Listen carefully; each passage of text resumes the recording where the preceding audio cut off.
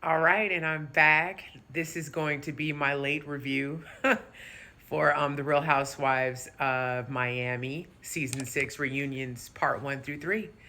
All right, part 1. I'm going to be looking over at notes, so don't mind me because it was a lot to get through. I'm going to do all the highlights of the reunion. So, part 1, Kiki calls out Larsa for basically dropping her friends when she has a man. Larsa strikes me as that type too, where she'll like she gets a dude and then like bye guys, see you. Um, Larsa tries to deny it, but Kiki's like, no, you do that every time. You got with Marcus, you completely ignored me. I didn't realize how often Kiki and Larsa hang out, so that was actually kind of cool to see. Um, we get into a little bit of Larsa questioning Gertie's cancer and that whole situation. They talk about it more in part 3, which I'll get to later. Um, Marisol. So Marisol, I kind of feel like these allegations might be true. So basically, Julia called out Marisol last reunion about how she heard that Marisol had hired a private investigator to, look up all the girls, especially Julia. Sidebar, Julia, there's too many rumors about you going around when it comes to men, which makes me wonder if it's true or not. Listen, you yourself said you dated men before Martina, so and there's nothing wrong with that, but maybe you dip and dabble a little while. Maybe that's the arrangement of your marriage. But Marisol, there's something weird about it. It was funny. Adriana has brought it up several times, including back when the show first began, way back in the day, that Marisol was a little sneaky. Um, so kind of at that point, Adriana and Marisol are going back and forth. One thing about Adriana is she argues like a teenager, like she don't let shit go, which is kind of funny. Um, but you can tell when she is feeling serious about something, she's gonna stay with it. She's gonna definitely like a dog with a bone. Um, why Adriana get up and read a poem that she wrote about Alexia and Marisol? It was ridiculous. Andy Cohen was looking at her like this. It's in my thumbnail. He's like, Adriana, you know what? I got to give it to her. She is authentically herself from day one. Can't even get mad at her for that. Um, they call out Larsa about how she likes to throw rocks and hide her hands, which she does a lot. She likes to repeat rumors and accusations that she doesn't even know to be true, but she repeats them and she does it on camera, which is why I think she's missing the point with the ladies when they get mad. Like you can't do that, Larsa. You're throwing out accusations that you don't know is true or not, but you do it in front of a camera. So then you start this narrative created by said person you've accused of doing whatever. Um, the whole Julia kissing a man at the bar, Alexia with the whole weird, questionable things at her wedding, which we'll get into later because that comes up again in part 2.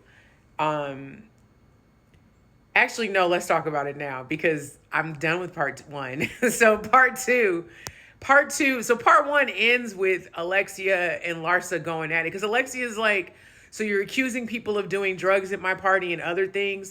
And Alexia had a point. She was like, I can't control what people do at my party. I'm getting married. I'm not worried about that.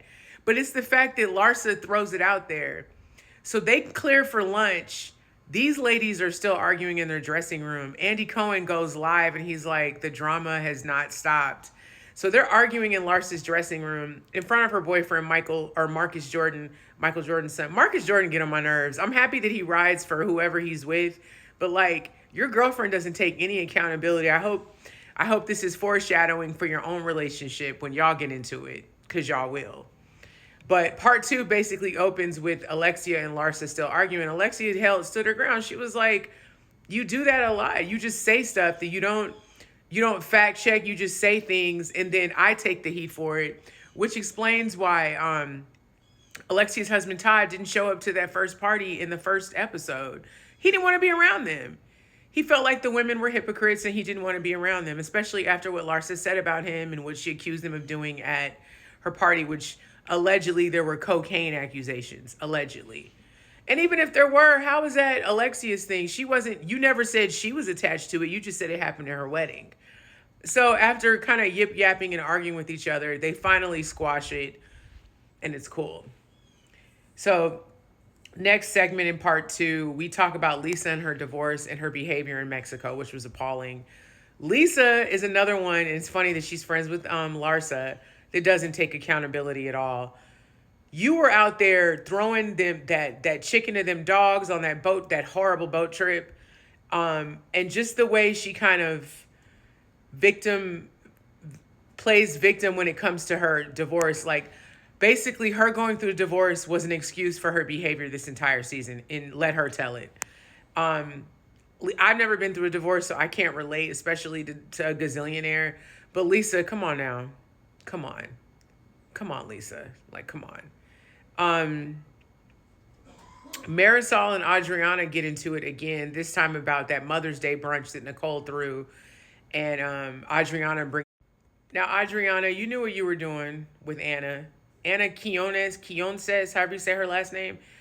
She was, she didn't hold her tongue in the earlier seasons. I remember when she got into it with Leah Black and said some really disparaging things that were probably true. Anna, I think the reason the ladies don't like Anna is because she kind of, it appears that she knows their real tea and has no problem spilling it. I did think it was messy for Adriana to invite her to Nicole's Mother's Day brunch, which ironically happened to be the same day that Marisol's mother died. So Marisol was pissed. If anybody saw that episode, her and Alexia were like, good night. As soon as they saw Anna, good night. She's coming. Oh, we out. She's here. Bye. I think Anna was a little messy to even appear on camera with that. And of course, didn't really own it. She did own it, but she didn't care. And I think that's why they don't like her, because she ain't scared of them. That was kind of much of part two. The tail end of part two is the Larsa and Gertie situation. Here's my problem with you, Larsa. Gertie confides in you about having cancer. You take that information and weaponize it against her, and then had the mitigated gall to call Nicole talking about, is this true or not? Like, that shit is terrible. Gertie went through all that, and you still talking about, I gave you 37,000 apologies. Well, clearly none 37,000 landed. None of them landed. So clearly you don't know how to apologize correctly. And then her whole demeanor on this reunion was just kind of like, well, I've apologized to you already, and I didn't know. And Lars is the worst person to argue with, because she's a gaslighter. She throws her rock and hides her hand, and then makes you feel bad that the rock got thrown, even though you didn't throw the rock. Girl. They go round and round. It ends part two with that. We open up with part three, and they're still arguing. Gertie's going the fuck off. So they're cutting back to Jody and Marcus watching this. Marcus Jordan gets on my nerves. I don't like him. He said at the beginning of the reunion to Andy Cohen, when, you know how Andy visits everybody in the rooms, talking about none of these ladies are fit to wash the dishes in my house. Baby, what do you do? Because I don't know what job you have. I know that you have a podcast with your girlfriend and your father is Michael Jordan. But what do you do? What do you do besides live off your dad's name? You over here talking about these ladies aren't fit to wash the dishes in your house. Baby, do you know how to wash a dish? Can you load a dishwasher? I didn't like that. I didn't like that at all. He was coming off very catty and girly, and it wasn't cute. You're supposed to be a grown man. I did not like that. And the reality was, Stevie Wonder could tell that Larsa was full of shit. Ray Charles could tell that Larsa was full of shit. So for you to blindly follow her like that was whack to me. It was super whack. Larsa was wrong what she did with Gertie's information. She went and told that lady's business, then tried to make it seem like she wasn't serious about it, like she didn't really have cancer, and then gaslit her the entire season. And then when she got called out on it, she couldn't take accountability. She tried to backpedal and pussy pop, and it didn't work. So eventually, after going rounds and rounds, Larsa ends up giving Gertie a genuine apology, and they hug. And that's the one thing I will say about this group of ladies. Real Housewives of Miami, these group of women, I feel like they do genuinely care about each other. They do some fucked up shit, but I do think they care about each other because they hold each other accountable at the end of the day. And I feel genuine unity, as opposed with some of the other franchises where some of the shit is just vicious and nasty for no reason. So we get into Kiki and Lisa, and Kiki reads Lisa down for filth and basically tells her, "You look down on poor people, and I feel like you look down on me, and you forget where you came from. You know, you were a bartender when Lenny met you. You weren't raised rich either. You didn't have any money, but now you act like you're too good for everything." And Lisa goes, "I feel like that's why I feel a certain way around you. You know, the other ladies could be doing some stuff, but you won't say anything to them. But the minute that me, Kiki, does something, you feel the need to yell at me and call me out." It's giving a little racist, a little colorist, definitely. We learn about Kiki's background. You know, she's been homeless and she's been on her own since she was 15. She's from Haiti, and she said in the Haitian culture, you know, if you do modeling or anything like that, which is what she was, you know, doing, it's considered like pornography. And she was kicked out. So she's been on her own and struggling and surviving since she was 15. She told the story about her dad leaving her mom and getting with the stepmother. She don't talk to the stepmother to this day. It was sad to hear it, but it was nice because I actually really, really like Kiki. And she low-key made me cry a little bit when she started crying.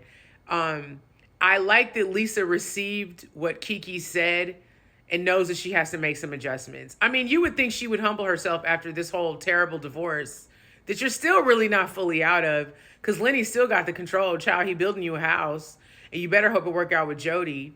But all in all, this was a really good reunion, all three parts. I kind of ran through this review. It ended with Julia singing a techno version with her opera singer dude of Ave Maria. That was everything. That was one of my favorite moments in Housewives history. I was living for that. All in all, Miami, I never have nothing negative to say about the girls. Great sixth season. Can't wait for next season. Fabulous reunion. Till the next.